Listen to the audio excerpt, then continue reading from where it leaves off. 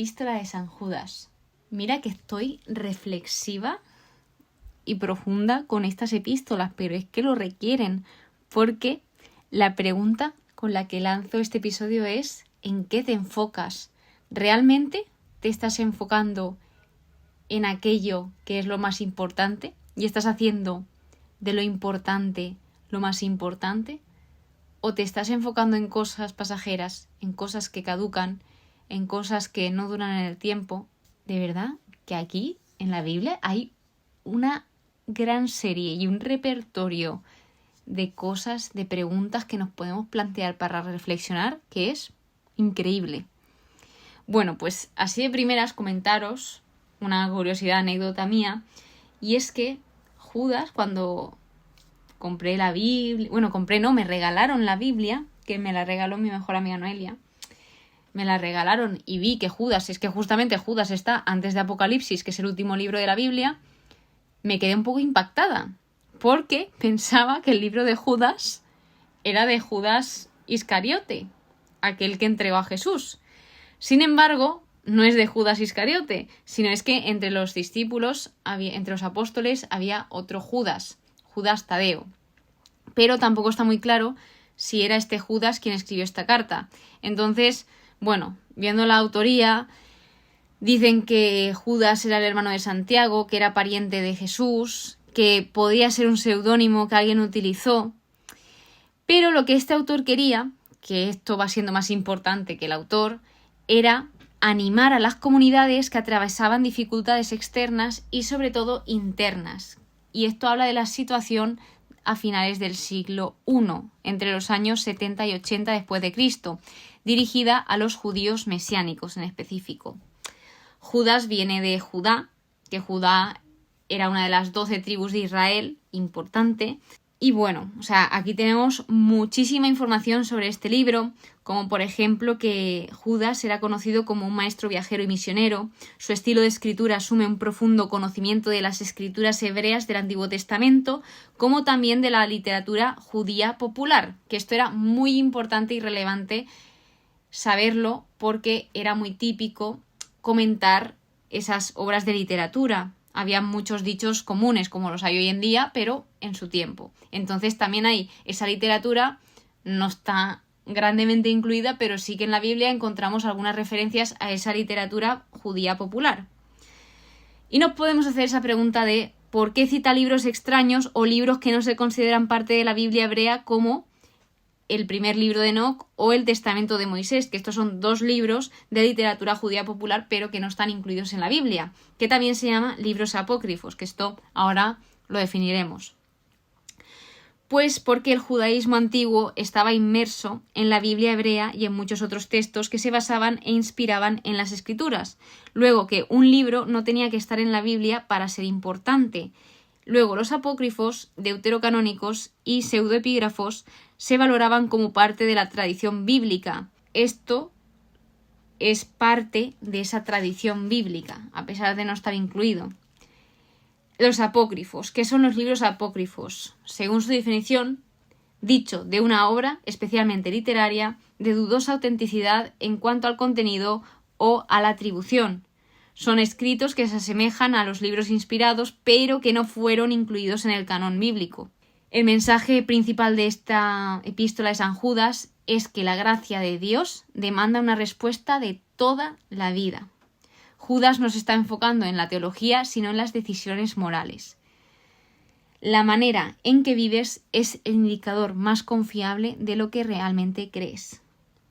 Así que Judas lo que hace en esta carta es predicar contra el peligro de las prácticas y doctrinas peligrosas que ponen el Evangelio de Jesucristo en peligro. Es decir, él lo que defiende en todo momento es la verdad y también expone a aquellos mentirosos o aquellas mentiras que se estaban difundiendo.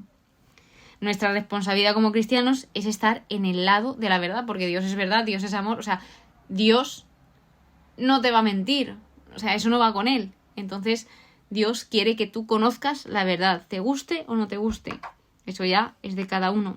Así que esta es una de las cartas menos citadas en la liturgia de la Iglesia y tiene muchas similitudes con la segunda de Pedro, lo que sugiere que ambos enfrentaban problemas similares en la Iglesia primitiva. Vamos a meternos más adentro, vamos a empezar con la carta y empieza como todas las cartas, con un saludo. Y lo primero que dice es que es siervo de Jesucristo y se dirige a los llamados y amados por Dios Padre, guardados para Jesucristo. O sea, llamados, amados y guardados, es decir, protegidos. El deseo que él tenía era misericordia, paz y amor abundantes para todos ellos. Luego explica el motivo de la carta. Él quería escribir acerca de la salvación común, porque habla de comunidad, en comunidad juntos, y luego los quería exhortar a combatir por la fe transmitida de una vez para siempre. Es decir, la fe no se transmite recurrentemente, sino que la fe fue transmitida de una vez para siempre. La fe aquí significa la verdad esencial del Evangelio que todo cristiano verdadero mantiene en común. Así que está hablando de defender la fe y todo esto sigue destacando esa unidad en comunidad, en equipo. Habla y advierte sobre las personas impías que convierten en libertinaje la gracia de Dios y niegan a Jesucristo. En específico habla de los maestros corruptos infiltrados en la iglesia, es decir, que el diablo también está en la iglesia. Estas personas impías tenían problemas morales y doctrinales. Entonces, ¿qué hay que tener aquí en cuenta? Que Dios nos da libertad. Y libertad es muy diferente a libertinaje. Libertad no es lo mismo que libertinaje. De hecho, son cosas totalmente diferentes y que no tienen nada que ver. Continúa metiéndose ya en el tema de los falsos doctores, el castigo que les amenaza. Luego habla de las blasfemias y luego de la perversidad de ellos. Empieza con ejemplos, con 3 específicamente del Antiguo Testamento, de rebelión contra el orden de Dios, que esto llevó a la inmoralidad sexual. Empieza dejando claro que Dios es misericordioso y justo, entonces Él hace justicia. Es decir, no hay que dejar de lado que Dios sea misericordioso, pero a pesar de que es misericordioso también es justo. Entonces no va a dejar que se cometan injusticia. Entonces, a pesar de que a las personas que se dirigía ya sabían todas estas cosas, a pesar de ello, Él recordaba las cosas que habían sucedido. La idea principal es que Dios siempre libra, pero también hace justicia. Entonces dice, el Señor, después de librar, aniquiló a los que no creyeron. Y aquí habla del éxodo de Egipto, de cuando los israelitas huyeron de Egipto a la tierra prometida. Entonces, Dios quiso dar un lugar de bendición y de descanso al pueblo de Israel. Sin embargo, la respuesta del pueblo fue negarse a confiar en Dios. No creyeron. Ellos no perseveraron hasta el fin. Ellos no quisieron terminar esa carrera. Entonces Dios lo respetó y sucedió esto, que Dios siempre libra a aquellos justos. Luego, Sodoma y Gomorra y ciudades vecinas, ellos fueron infieles, padeciendo así la pena del fuego eterno. Las blasfemias contaminan su cuerpo, desprecian el señorío, injurian a las glorias. Y aquí habla del arcángel Miguel contra el diablo, que aquí una cosa que yo no sabía y que también aprendí en la Biblia, porque claro, a ti tú crees que lo opuesto a Dios es el diablo, pero eso es mentira, eso no es verdad, porque Dios es más poderoso que el diablo, entonces no es lo contrario. Lo contrario al diablo es el arcángel Miguel. ¿Por qué? Porque el diablo es un ángel caído. Entonces, un ángel no puede ser lo contrario a Dios, aunque sea caído, sino que es un ángel que eligió libremente el mal y el ángel que eligió libremente el bien es el arcángel Miguel. Entonces, lo contrario al diablo es el arcángel Miguel. Así que dice que aquí había una pelea disputándose el cuerpo de Moisés, que esto es lo que comenta, que esto se saca de un libro apócrifo que es la Asunción de Moisés.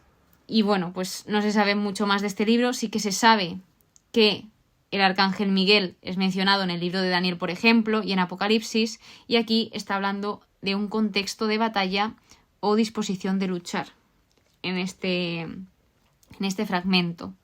Luego habla de la perversidad y muestra otros 3 ejemplos del Antiguo Testamento de rebeldes que corrompen a otros. No les bastaba con corromperse a ellos mismos, que también corrompían a otros.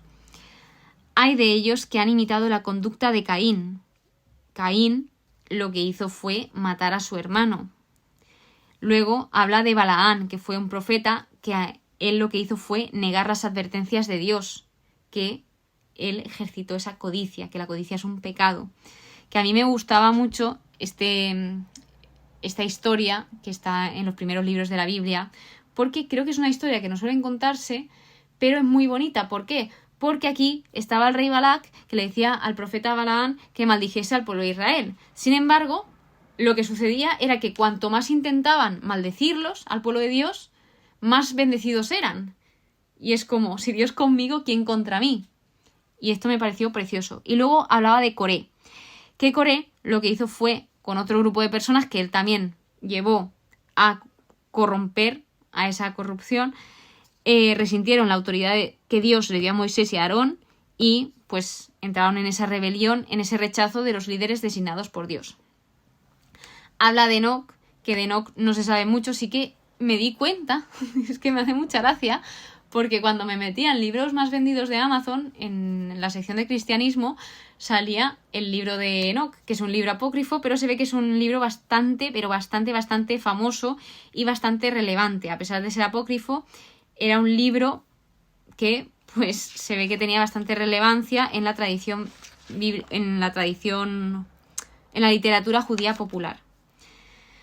Así que bueno, lo que dice es que no, que el séptimo después de Adán profetizó ya sobre ellos, que lo que viene a decir es que Dios viene a hacer justicia y se nos invita a prepararnos para afrontar ese juicio. Así que esto, o sea, lo que hacía realmente Judas no era para proclamar una nueva verdad citando estas fuentes de literatura popular judía, sino que las usaba para apoyar un principio bíblico ya establecido.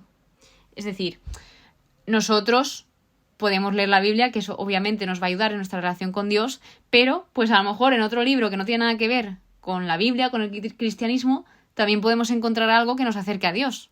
Obviamente lo más seguro es la Biblia, pero en cualquier otro sitio también nos podemos encontrar cosas que nos acerquen a Dios. Es como, por ejemplo, cuando dicen, no, yo es que solo tengo amigos cristianos porque si tengo ateos me van a desviar de Dios. Ojo, cuidado, no pienses así porque eso no es verdad. O sea, ¿Jesús con quién se juntaba? Jesús se juntaba con todo tipo de personas y todo tipo de personas te ayudan a crecer. O sea, obviamente no debes juntarte con personas que te lleven por mal camino, pero si tú tienes una personalidad firme y una identidad forjada y tú ves que esas personas pueden ayudarte en tu crecimiento independientemente de cómo sean, pues oye, o sea, nosotros estamos llamados a acoger.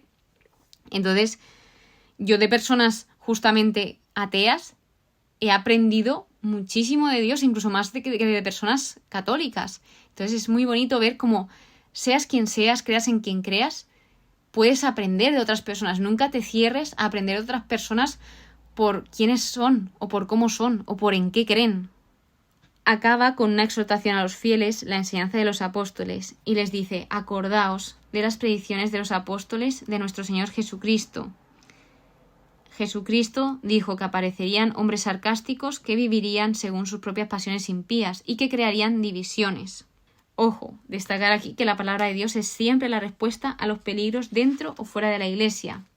Luego vienen los deberes con la caridad, que aquí quería comentar que Judas nos dice que nos enfoquemos en nuestro caminar con el Señor, ayudando, ¿ves lo que os comentaba?, a otros afectados por ciertos hombres. Simplemente no prestarles atención a ciertos hombres, excepto lo que es necesario para nuestra advertencia. Dios se hará cargo de ellos. Es decir, si vemos que ciertos hombres están desviando a otros del camino de Dios, debemos de ayudar a esos otros por volverlos a redirigir al camino de Dios, y también pues si debemos de decir algo a esas personas que están enviando a los demás, se dice.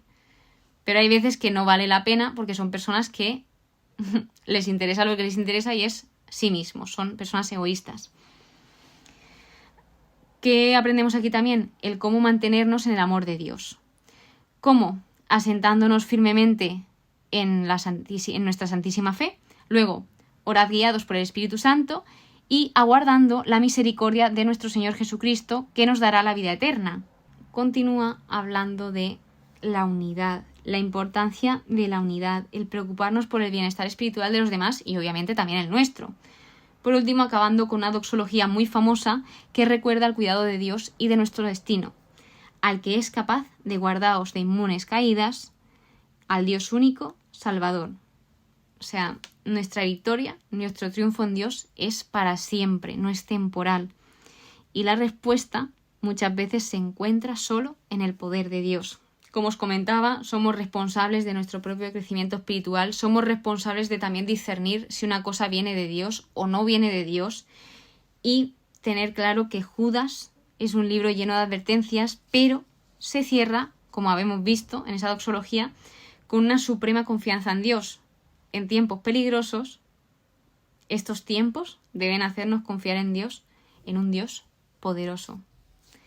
Así que bueno, realmente sí que es verdad que es un poco confuso porque habla de muchas cosas que pues algunas son más fáciles, otras más complicadas de entender.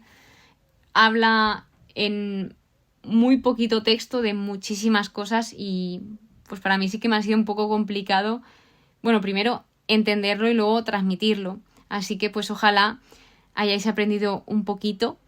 Espero que tengáis pero que muy buen día y que recordéis esa pregunta de ¿en qué me estoy enfocando? ¿Me enfoco en lo realmente importante? Para mí lo más importante es el amor, que el amor es Dios. Y sin amor, como decía Pablo, nada soy, nada somos. Podemos tenerlo todo, que si no tenemos amor, nada somos. Espero que tengas muy buen día y que Dios te bendiga.